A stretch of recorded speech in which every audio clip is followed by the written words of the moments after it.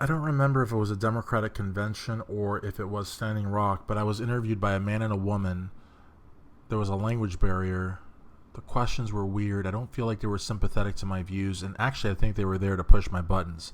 Now, the woman that I'm remembering had a very distinctive voice, much like the woman that called from Standing Rock, the Irish woman that said she was being accosted along with her colleague. I'm talking about Thelma Clear and Magdalena Segeda. Now, when you go to Standing Rock, you have to go to Media Hill if you want to do any reporting, photos, videos, interviews, anything. You got to go there. They need to vet you. They need to see who you are, where you're from, what kind of work you've done. They make the determination if you're going to get media credentials. These two Irish filmmakers, directors, whatever, they did not have credentials.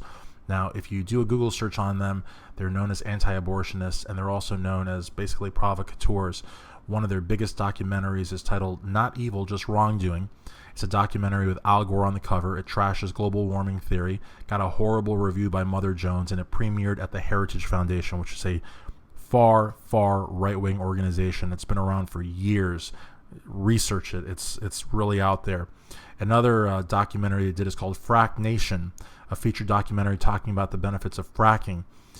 John Anderson of Variety wrote that the staged confrontations were ineffective and manipulative, writing, quote, McClear's sandbagging of Carol Collier, executive director of the Delaware River Basin Commission, seems pointless, except as an effort to get an anti-fracking official to look like she's something to hide, end quote.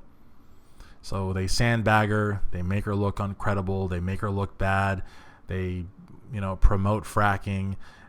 Just you can tell.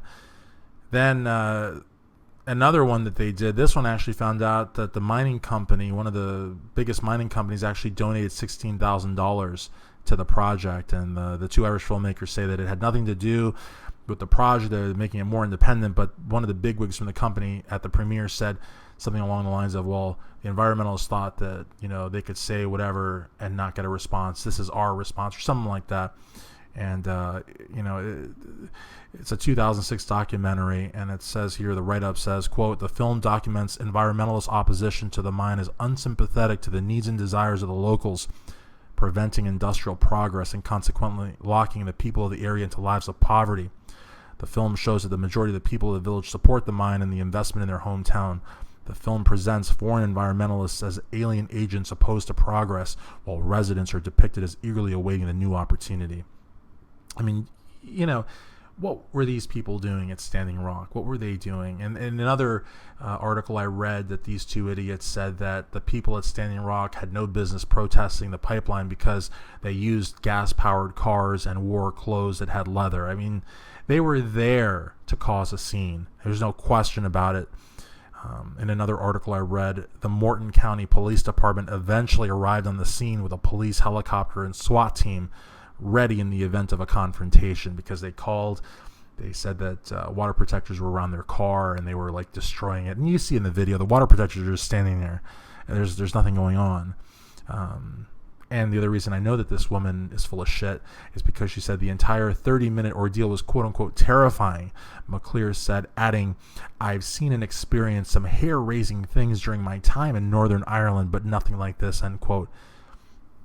To compare the troubles in Northern Ireland, where thousands of people died, where you had snipers and you had explosions and you had overturned cars and barricades and burning tires with plumes of smoke up to the sky and Molotov cocktails and bricks being thrown at cops and vice versa. I mean, to compare that with this, it's a PR smear campaign.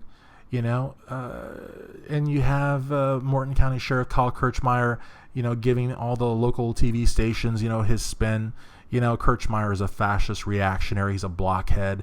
You got the state attorney's office, Ladd Erickson, filing trumped-up charges on people that never stick. You got the North Dakota governor, who basically a war criminal. You know what I mean? And it's you got the Bismarck Tribune. They sort of brushed up on these people a little bit and kind of gave a little glimpse, but really didn't dig deep. I got all this off Google searches, Wikipedia, nothing major really. And these people were sent to Standing Rock, where they went on their own free will because they probably saw this as an opportunity to make another documentary that the powers that be, the big corporations would like, and maybe get future funding. But the bottom line, my friends, is that the United States Department of Justice needs to intervene. Kyle Kirchmeier is a blockhead. He's a reactionary. He's a thug. Lad Erickson is an idiot that should be prosecuted for malicious prosecution. You got armed ranchers, National Guard, cops, contracted security, and basically peace-loving, law-abiding water protectors, protecting the water, protecting sacred burial grounds.